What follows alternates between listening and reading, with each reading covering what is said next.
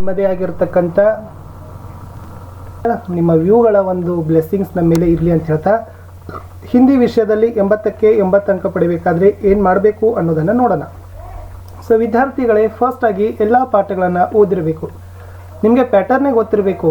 ಏನಂದರೆ 17 ಗದ್ಯ ಪದ್ಯ ಪಾಠಗಳಿದ್ದಾವೆ, 3 ಪೂರಕ ವಾಚನ ಇದ್ದಾವೆ, 8 ವ್ಯಾಕರಣ ಪಾಠಗಳನ್ನು ಓದ್ಕೊಂಡು ಹೋಗಬೇಕು.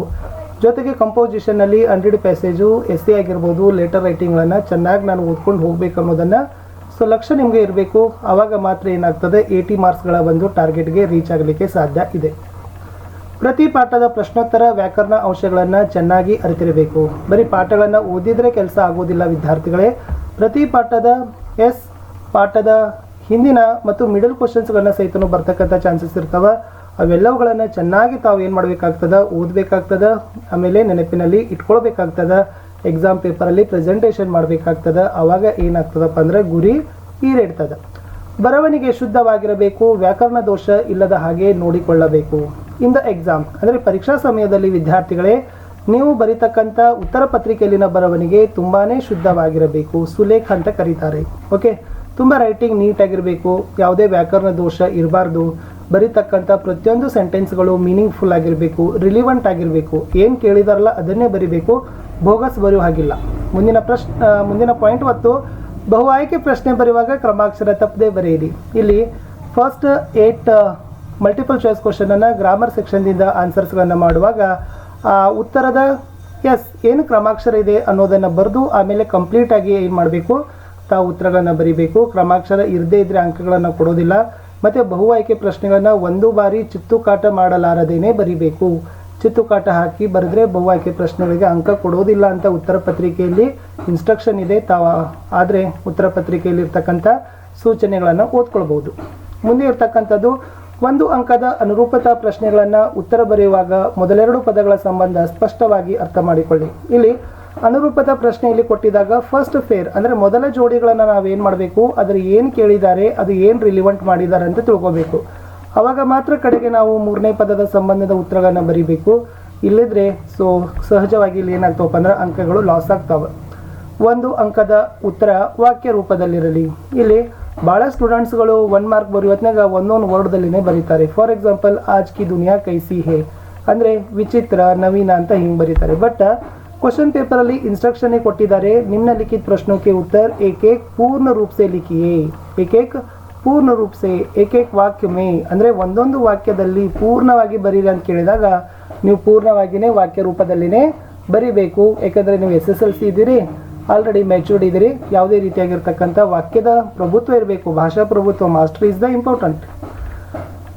ಮುಂದೆ ಇರ್ತಕ್ಕಂಥದ್ದು ವಿದ್ಯಾರ್ಥಿಗಳೇ, 2 ಅಂಕ 3 ಅಂಕ 4 ಅಂಕದ ಪ್ರಶ್ನೆಗಳನ್ನು ಅರ್ಥಪೂರ್ಣ ವಾಕ್ಯದಲ್ಲಿ ಅದರ ಮಿತಿಯಲ್ಲಿ ಉತ್ತರಿಸಿ ಉತ್ತರದ ಎಲ್ಲ ಅಂಶಗಳು ತಪ್ಪದೇ ಬರೀರಿ. ಈಗ 2 ಮಾರ್ಕು 3 ಮಾರ್ಕು 4 ಮಾರ್ಕ್ ಕ್ವಶನ್ಸ್ಗಳನ್ನ ಉತ್ತರಗಳನ್ನ ವಿದ್ಯಾರ್ಥಿಗಳು ಬರೀತಾರೆ. ಅವ್ರು 2 ಅಂಕಕ್ಕೆ 2 ರಿಂದ 3 ವಾಕ್ಯ ಬರೀರಿ ಅಂತ ಕೇಳ್ತಾರೆ.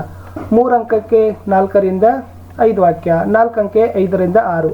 ಅವ್ರು ಎಷ್ಟು ಕೇಳಿದಾರಲ್ಲ ಅಷ್ಟೇ ವಾಕ್ಯಗಳಲ್ಲಿ ಬರಿಬೇಕು. ಸುಮ್ಮನೆ 2 ಅಂಕಕ್ಕೆ ಒಂದು ಅರ್ಧ ಪುಟದಷ್ಟು 4 ಅಂಕಕ್ಕೆ 2 ಸಾಲು ಬರೆದ್ರೆ ನಿಮ್ಗೆ ಏನು ಮಾಡೋದಿಲ್ಲ, ಮಾರ್ಕ್ಸ್ಗಳನ್ನು ಕಂಪ್ಲೀಟ್ ಆಗಿ ಕೊಡೋದಿಲ್ಲ. ಮತ್ತು ಇನ್ನೊಂದು ಏನದ ಅಂತಂದ್ರೆ ಉತ್ತರದ ಎಲ್ಲ ಅಂಶಗಳು ತಪ್ಪದೇ ಬರಿಬೇಕು. ಅವ್ರು ಏನು ಕೇಳಿದಾರ, ಏನು ಎಕ್ಸ್ಪೆಕ್ಟ್ ಮಾಡೋದ ಅದು ಕ್ವಶನ್, ಅದಕ್ಕೆ ಫುಲ್ಫಿಲ್ ಆಗಿ ನೀವು ಏನು ಮಾಡಬೇಕು, ಆನ್ಸರ್ಸ್ಗಳನ್ನು ಕೊಡಬೇಕು. ವಿನಃ ಅರ್ಧಂಬರ್ಧ ಉತ್ತರಗಳನ್ನು ಕೊಟ್ಟರೆ ಅಲ್ಲಿ ಪೂರ್ಣವಾಗಿ ನಿಮಗೆ ಅಂಕಗಳು ಸಿಗೋದಿಲ್ಲ.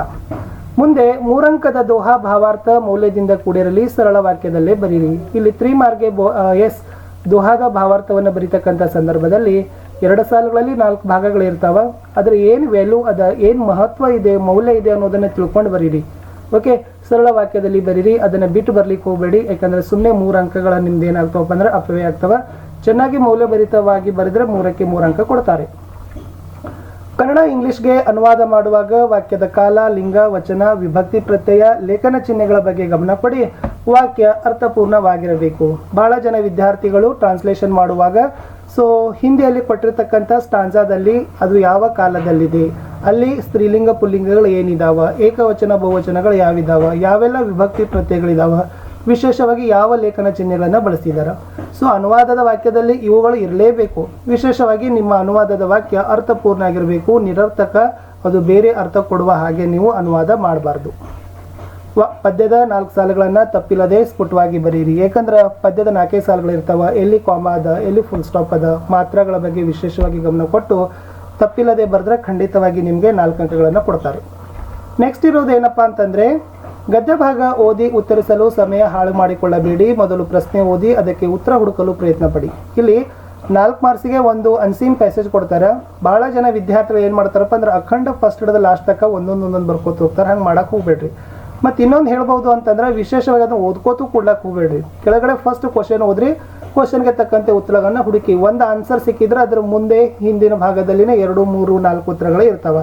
ಅದೇ ಥರ ಕ್ವಶನ್ ಪೇಪರ್ ಸೆಟ್ಟರ್ಸ್ ಇರ್ತದೆ. ಓಕೆ, ಸೊ ಇಲ್ಲಿ ನಾನು ಹೇಳೋದಂತಂದರೆ, ಒಂದು 4 ಮಾರ್ಕ್ಸ್ ಇದೆ ಅಂದರೆ ಒಂದು 5 ನಿಮಿಷದಲ್ಲಿ ಇದೇನಾಗಬೇಕು ಅಂದರೆ ಕ್ವಶನ್ ಕಂಪ್ಲೀಟ್ ಆಗಬೇಕು. 36ನೇ ಪ್ರಶ್ನೆ. ನಿಬಂಧ ಉತ್ತಮವಾಗಿರಲಿ, ಸಾಂಕೇತಿಕ ಬಿಂದು ಆಧರಿಸಿ ಎಲ್ಲ ವಿಷಯ ಒಳಗೊಂಡಿರಬೇಕು. ಭಾಳ ಜನ ವಿದ್ಯಾರ್ಥಿಗಳು ನಿಬಂಧ ಬರೆಯುವಾಗ ಅಖಂಡ 2-3 ಪ್ಯಾರಾಗ್ರಾಫ್ಗಳನ್ನು ಬರಿತೀರಿ. ಹಂಗೆ ಬರೀಲಿಕ್ಕೆ ಹೋಗಬೇಡಿ. ಅವರು ಸಾಂಕೇತಿಕ ಬಿಂದುಗಳನ್ನು ಕೊಟ್ಟಿದ್ದಾರೆ. ಅಲ್ಲಿ ವಿಷಯ ಪ್ರವೇಶ ಇತ್ತಂದ್ರೆ ವಿಷಯ ಪ್ರವೇಶ ಬರೀರಿ. ಜನಸಂಖ್ಯಾ ವೃದ್ಧಿಗೆ ಕಾರಣ ಅಂತಂದ್ರೆ ಜನಸಂಖ್ಯಾ ವೃದ್ಧಿಗೆ ಕಾರಣ ಬರೀರಿ. ಜನಸಂಖ್ಯಾ ವೃದ್ಧಿಗೆ ಪರಿಣಾಮ ಅಂದ್ರೆ ಜನಸಂಖ್ಯಾ ವೃದ್ಧಿಗೆ ಪರಿಣಾಮ ಬರೀರಿ. ಉಪಸಂಹಾರ ಅಂತಂದ್ರೆ ಅವ್ರು ಏನು ಕೇಳಿದಾರಲ್ಲ ಅದನ್ನೇ ತಾವು ಬರಿಬೇಕು. ಪ್ರಸ್ತಾವನೆಗೆ 1 ಅಂಕ ಇರ್ತದೆ, ಉಪಸಂಹಾರಕ್ಕೆ 1 ಅಂಕ ಇರ್ತದೆ, ಒಳಗಡೆ ವಿಷಯಕ್ಕೆ 2 ಅಂಕ. Totally 4 marks ನಿಬಂಧಗಳಿರ್ತವೆ. ಮಿಸ್ ಮಾಡ್ಕೊಳ್ಳಿಕ್ಕೆ ಹೋಗಬೇಡಿ. ಚೆನ್ನಾಗಿ ಒಂದು ಪೇಜ್ ಆಗುವಷ್ಟು 12ರಿಂದ 15 ಸಾಲುಗಳನ್ನು ಬರೆದ್ರು ಕೂಡ ಏನು ಅಡ್ಡಿ ಇಲ್ಲ, ನಿಮಗೆ 4 ಅಂಕಗಳನ್ನು ಕೊಡ್ತಾರೆ.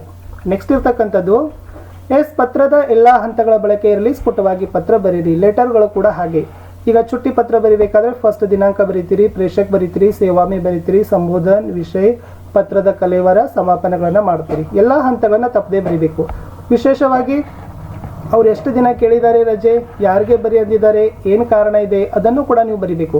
ಸುಮ್ಮನೆ ಅಲ್ಲಿ ಮೇಲೆ 2 ದಿನ ಇದೆ ಅಂದರೆ ಕೆಳಗಡೆ 4 ದಿನ ಬರೆಯೋದಿಲ್ಲ. ಕೆಲವೊಬ್ರು ಡೇಟೇ ಹಾಕೋದಿಲ್ಲ. ಕೆಲವೊಬ್ರು ಕಾರಣ ಅವರು ಒಂದು ಕೊಟ್ಟಿರ್ತಾರೆ, ನೀವೊಂದು ಕಾರಣ ಬರೀತೀರಿ, ಹಂತಗಳು ಸರಿಯಾಗಿ ಬರೆಯೋದಿಲ್ಲ. ಆ ಥರ ಮಾಡ್ಲಿಕ್ಕೆ ಹೋಗಬೇಡಿ. ಸರಿಯಾಗಿ ನೀಟಾಗಿ ನೀವು ಚುಟ್ಟಿ ಪತ್ರ ಅಂತ ಎಡತದಲ್ಲಿ ಕಲ್ತಿರ್ಬೋದು, ಆ ಫಾರ್ಮೇಟನ್ನು ಜ್ಞಾಪನ ಮಾಡಿಕೊಳ್ರಿ. ಆಲ್ರೆಡಿ ನಾವು ಬಹಳಷ್ಟು ವಿಡಿಯೋಗಳನ್ನು ಹಾಕಿದ್ದೀವಿ, ಅವುಗಳನ್ನು ನೋಡಿ ಚೆನ್ನಾಗಿ ಪತ್ರಗಳನ್ನು ಬರೀರಿ. ಖಂಡಿತ 5ಕ್ಕೆ 5 ಅಂಕಗಳನ್ನು ಕೊಡ್ತಾರೆ. ಕೊನೆಯ 10 ನಿಮಿಷ ಉತ್ತರ ಪತ್ರಿಕೆಯ ಪರಿಶೀಲನೆ ಮಾಡಿಕೊಳ್ಳಿ. ಪ್ರಶ್ನೆ ಸಂಖ್ಯೆ ಮತ್ತು ಉತ್ತರದ ಅಂಶ ಸೇರಿಸಬೇಕಿದ್ದಲ್ಲಿ ತಪ್ಪದೇ ಬರೆಯಿರಿ. ಲಾಸ್ಟ್ ಇನ್ನೇನು ಎಕ್ಸಾಮ್ ಐತನ್ನ ಒಮ್ಮೆ ಆನ್ಸರ್ ಪೇಪರ್ ಕೊಟ್ಟು ಹೊರಗಡೆ ಬರುವಂಗಿಲ್ಲ.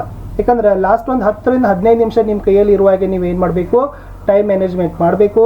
ಫಸ್ಟ್ ಕ್ವಶನ್ ಹಿಡಿದು 38ನೇ ಕ್ವಶನ್ ತನಕ ನೀಟಾಗಿ ಒಂದೊಂದು ಕ್ವಶನ್ಸ್ಗಳನ್ನು ಓದಿ ಅದನ್ನು ಸರಿಪಡಿಸ್ತಾ ಹೋಗಬೇಕು.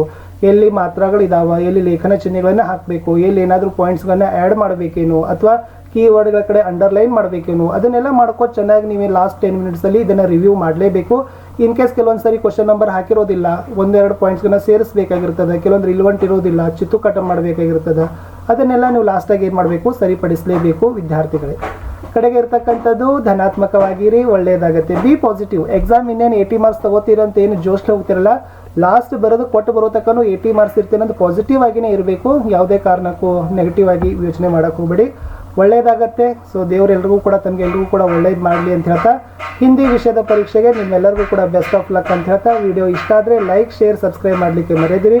ಕಮೆಂಟಲ್ಲಿನ ಸಹಿತ ನಿಮ್ಮ ಅನಿಸಿಕೆಗಳನ್ನು ಬರೀರಿ. ಬಾಯ್.